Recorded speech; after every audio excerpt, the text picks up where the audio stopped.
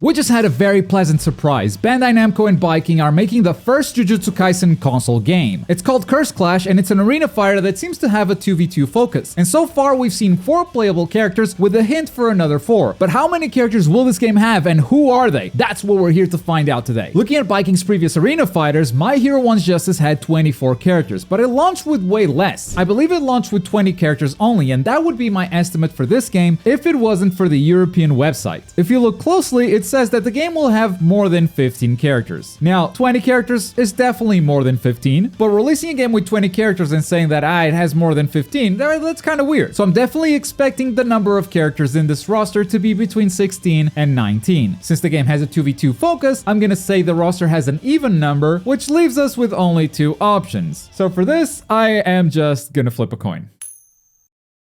Oh, thank God. I don't think I could do a roster with 16. This is not an awful number if every character is unique, which Byking usually does a very good job with. So with that in mind, let's see which characters will make it into the game. Side note, I know Season 2 of JJK is starting like tomorrow, but for the sake of spoilers, I'm gonna pretend like that's not happening yet. I'm gonna stick to Season 1 characters as well as the movie. And it's already gonna be hard to narrow this down to 18 characters, trust me. Okay, let's start with the characters that have been confirmed, that have showed up in the trailer. We've got Yuji, we've got Nobara, Megumi, and Gojo. These 4 are ultra confirmed. Yuji seems to be a brawler type, close range attacks and hard hitting combos. Nobara seems to be ranged, using her hammer and nails to poke at enemies from a distance. Megumi seems to be kind of a puppet character, summoning different creatures and then controlling them or ordering them to do different things. And Gojo just looks like a god now, with insane speed and teleporting all over the place, and he hasn't even taken the blindfold off yet. In addition to these 4 characters, we have another 4 that are semi-confirmed at this point. They didn't show up as playable, but you can see them on the final splash screen of the game. And those are Inumaki, Maki, Panda, and Sukuna. I'm expecting Inumaki to be an extremely powerful character in very short bursts. Someone who can absolutely dominate their opponent from a distance, but then his stuff goes on cooldown and you're going to be very vulnerable. Maki is probably going to be a close range specialist, changing her moveset with each weapon she summons. I mean, Byking has already made a character that's kind of like that with Momo. And then Panda would probably be an install character, starting as the regular Panda, but then switching to his brother's core and going gorilla mode for a limited time. So maybe something like Fat Gum in One's Justice, but you know, maybe make him a good character instead of Fat Gum. I kind of want to play Panda, please don't ruin this for me. And of course Sukuna. This being a 2v2 game, there's going to be a good chance that you won't be able to pick Yuji and Sukuna at the same time as they share the same body, because anime games often follow this rule. But I can see him feeling like an absolute god the same way that Gojo does right now. Very close range focus, but with insane mobility and just teleporting all over the place. That is 8 characters so far, and from this point on, we are completely blind. There are still 10 characters to go, and I have a lot of ideas and wishes for who those would be, but let's see if you guys agree. Let me know in the comments how far you made it into the video before you disagreed with any of my takes. Okay, first up, I think there is a second-year student missing from this roster, and his name is Okotsu Yuta. Please don't tell me I've already lost some of you. The main character from the movie and another superpowered being that I think everyone will want to play as. They could really do a lot with this character. I don't know if they give him Rika or just have him do basically everything else. They could give him any playstyle and it would probably fit because he just has main character energy. So with Yuta in, I'm looking at this roster and I'm noticing a distinct lack of villains. There's only Sukuna so far, and even Sukuna, he's kind of a chaotic element to JJK. He's not really your typical villain, evil guy with an evil plot. He's just chaotic. But that's kind of the reason why I love JJK. There's an extra element outside of the good and evil factions, but I digress. Where are my villains at? Well, since we just added Yuta, we have to add the main villain from the movie and a big presence in JJK as a whole, Geto. He's kind of a Megumi on steroids gameplay-wise. While Megumi is a puppet character with a limited amount of puppets, each one with a very distinct purpose, Geto would have a lot more puppets, or cursed spirits. But most of them would be disposable, like an army of minions just doing his work for him, and once they die, he just summons more. That's the kind of character that I can see him becoming. You guys with me still? Awesome. We also need to add at least all the special grades that had a meaningful fight in Season 1. So we start with Jogo, who had that fantastic fight against Gojo. Wait, why are their names so similar? I think he'd have a mix of mid to long range abilities, being able to shoot lava and shoot the insects, but also have that close range open palm fighting style. Then we have Mahito, who can reshape souls, causing his own body to transform in some weird ways, but also making him very dangerous from the close range, because if he touches you, it could be game over. So this would definitely be a close-range fighter too. While we're on Mahito, I do think Nanami would make it as well. I know Nanami is not a villain. I'm just taking a small break from villains. I'll be back. Mahito just reminded me of this character. He has a very interesting gimmick of finding the weak point on anything by finding the ratio. And I know Byking loves these characters with very unique abilities. They're usually really good at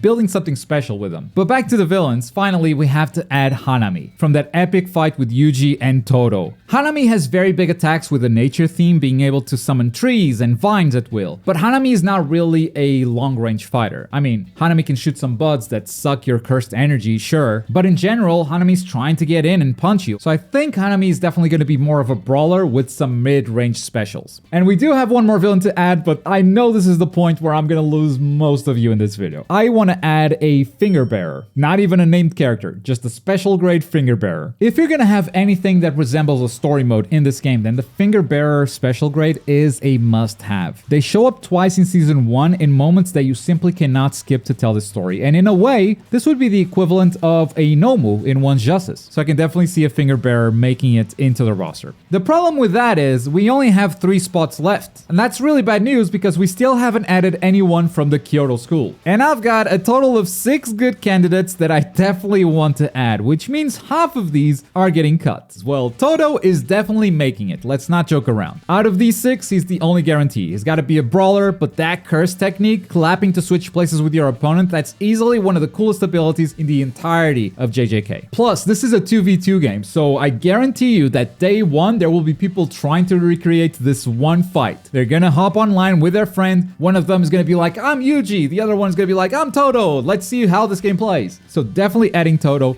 2 spots left. And out of these 5 remaining characters, I would probably say that Kamo Noritoshi has the biggest chance of making it. With blood manipulation, he can make weapons or traps as he pleases, but I do think his main weapon would be the bow. So I can see him becoming a long-range fighter primarily and using his blood manipulation for some close-range attacks or to stave off an approaching opponent. And just like that, we're down to 1 character slot. Now, out of these 4 remaining characters, I gotta say my favorite is Miwa. From personality to gameplay, hell yeah, give me a katana user. So it is with great pain that I'm gonna give the last slot to Mai. She's simply a more important character in this universe. The other ones have very good arcs, but their fights kinda happen to the side, isolated. You can safely ignore those encounters and still tell the JJK story. Mai, however, gives us some big insight into the elitist nature of these families in this universe, as they show her contrast to her sister Maki. Plus, she's got a gun, and if I don't put her in the roster, she's gonna shoot me. So that's it. Roster done, complete, 18 characters total. That said, every game has DLC nowadays, so I can see all of the characters that I cut making it in there, in addition to the Kyoto Principle, the Tokyo Principle, and even some characters that have mainly shown up in the movie so far, like Miguel and Meimei. Not to mention the Season 2 stuff, but hey, if you made it this far, try to behave, no spoilers if you've read the manga, and don't forget to tell me where you've lost me in this video. Go to the comment section and tell me what character made you go, nah, that one ain't making it. And if you've missed my reaction to this game's reveal, I mean, I may be biased, but this is one of my best ones